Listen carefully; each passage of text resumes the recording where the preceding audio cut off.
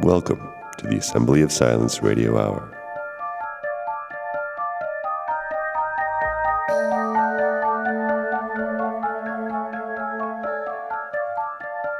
Okay, here we are. Those of you who've been hanging around here for a while will have noticed the Assembly of Silence has been stepping up lately. And those of you who are recent arrivals, you may be wondering what it's all about here.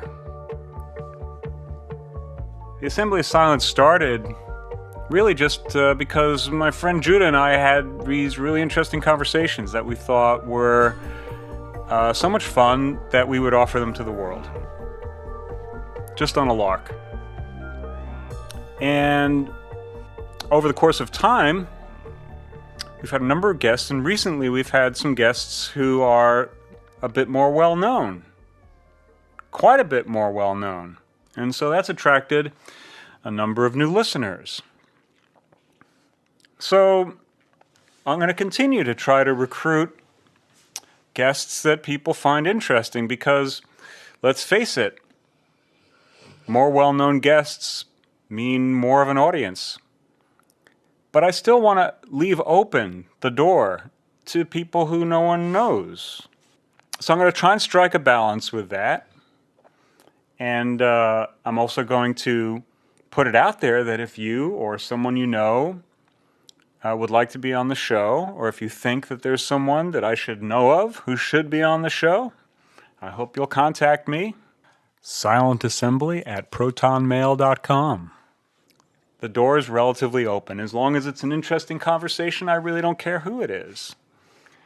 So I'm looking forward to broadening those horizons. And, you know, there's a number of things that I have in the works that I haven't yet released that are largely my meditations on things. And some of them are recorded kind of poorly as I'm wandering around or driving or what have you, while it occurs to me, sort of off the cuff.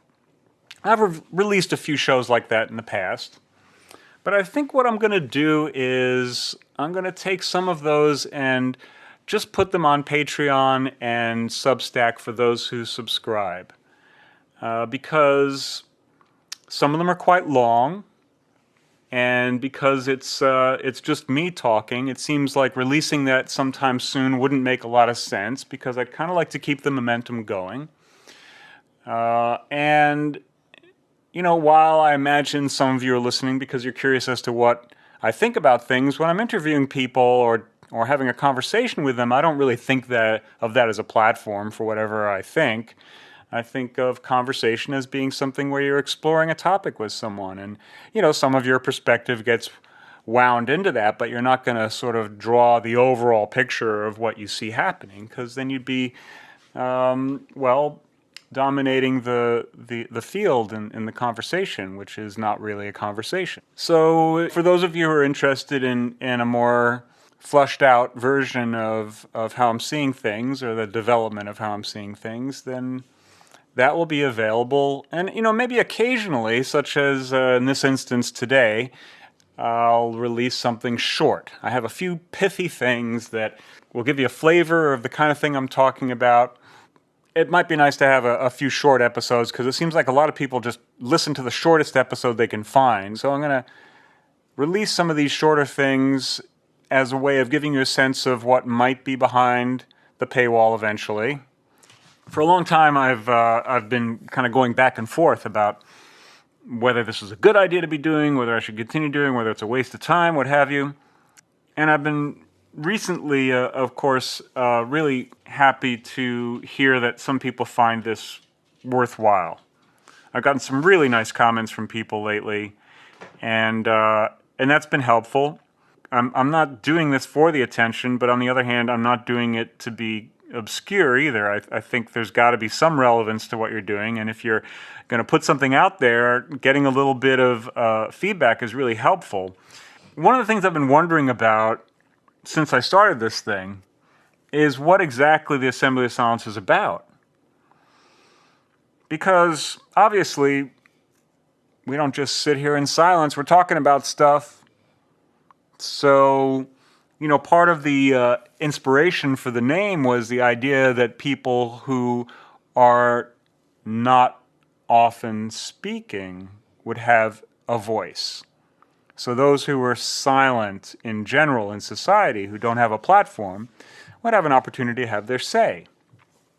But I think there's also something else at play here, because one of the themes that keeps coming up is, well, this Taoist concept, those who say don't know and those who know don't say. There are a number of different, for instance, in the last episode with Sam Vaknin, we're talking about nothingness as the solution to the various problems that we're identifying, some of which are extremely serious. And I think that there's a good reason why the Taoists, the Buddhists, the Vedic tradition, even contemplative Christianity, modern meditation practices, all of these things are providing a counterpoint to the conversation.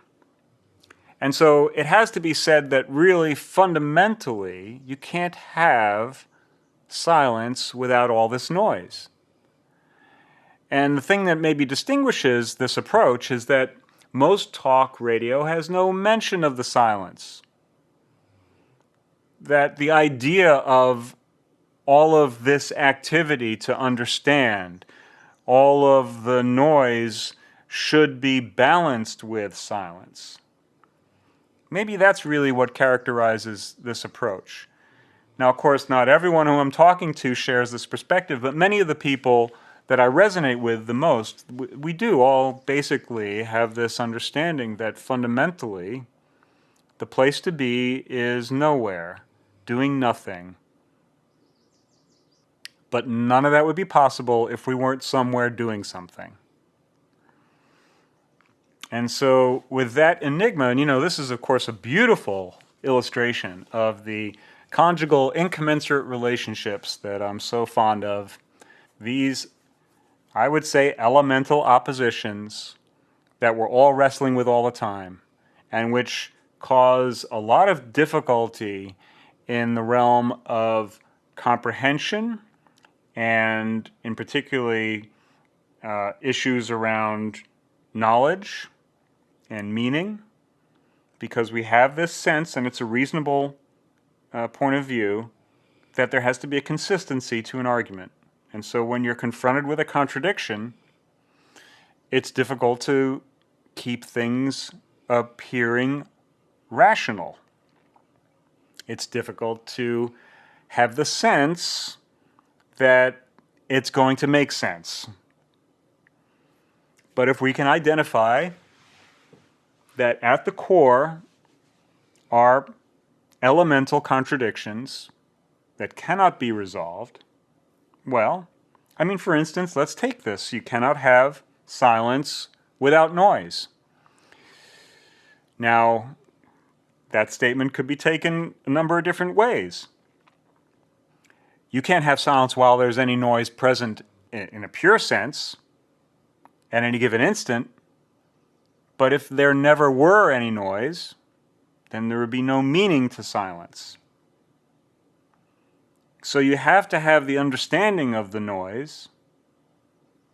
Let's not just say noise. Let's say the word, for instance.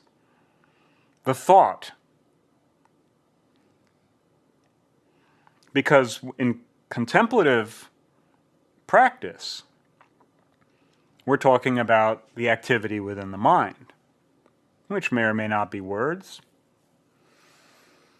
It's just thought objects, messages, images, fluctuations. And so what would the meaning of silence be without these things? We need both in order to have either one. So right there, I think, is a beautiful argument against the kind of purity test that happens in a lot of spiritual practices, where there's a sense of there being something wrong if you're not practicing it. One of the ideas of the gold elixir in the Taoist practice is that, the sage would never leave his sacred ground. But on the other hand, there are passages that say something along the lines of, Whether to return to the ordinary world or to fly aloft is all up to the mind. And that is something that's denoted by the inconvergence, the idea that, well, even after you've achieved a level of spiritual attainment, where you've found the practice and you've been able to sit within it, you still got to chop wood and carry water.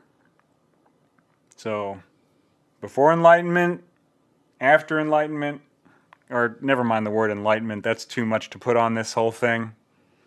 Before the realization, before the understanding, after the realization, after the understanding, there are still things to do. There are still things to say. So that resolves to some extent the dilemma of a podcast called The Assembly of Silence. This little excerpt that I'm going to offer now is just a few minutes long. I think it's 2 minutes and 50 some odd seconds long. How much exactly? It is 2 minutes and 58 seconds long. And in essence, it's about the way we present ourselves. I can think of an argument against this point of view, but I think it's worth thinking about it anyway. And I'd like everyone to keep that in mind, that when someone is saying something, it's worth consideration, even if you can think of a contradictory argument. Because isn't that what we just put forth here? That if there's a basic contradiction at the core of all things, then you don't have to eliminate something just because you can think of a valid way of contradicting it. It's just another way of looking at things.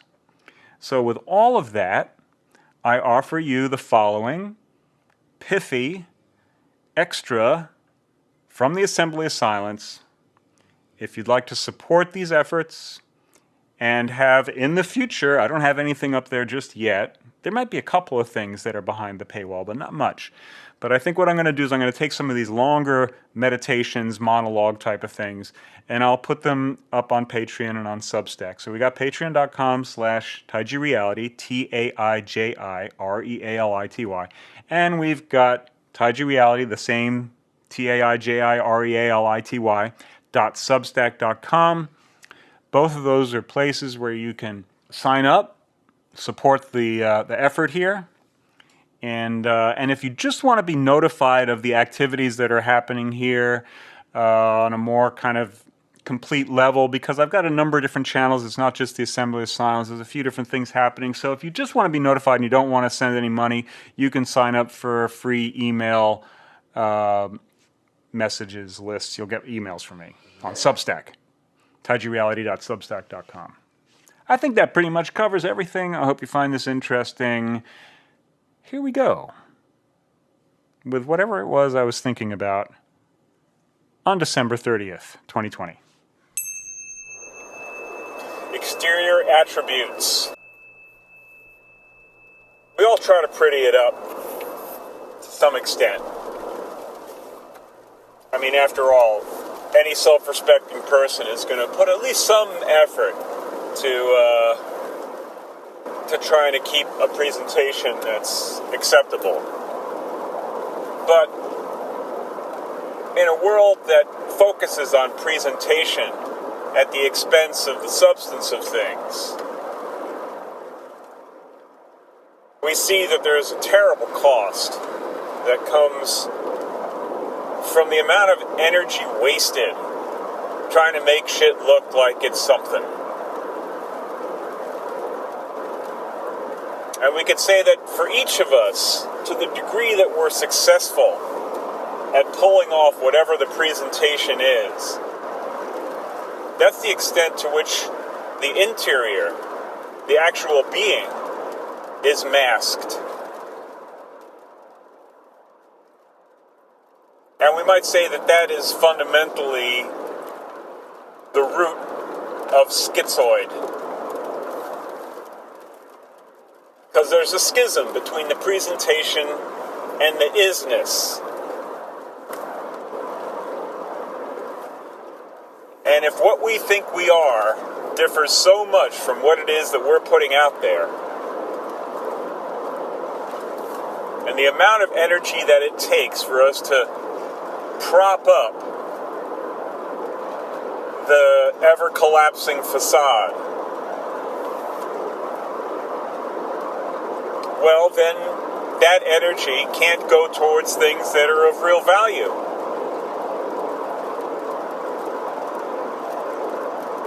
And so it's the ones who fail at the cultivation of their image, the ones who go, oh, fuck it, I don't care.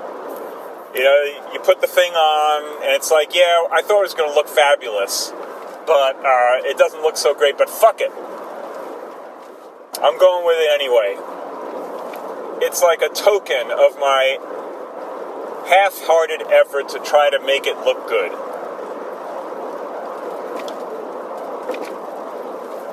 That's a good person.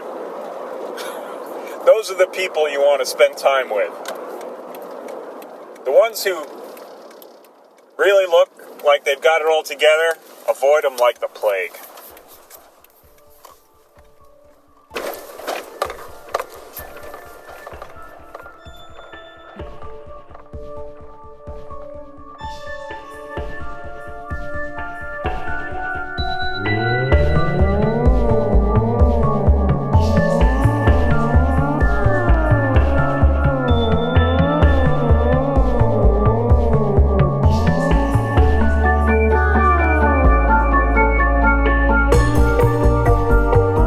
Thanks for listening. We look forward to serving you again soon. In the meantime, remember, turn that thing over a few times before you pick it up and take it home.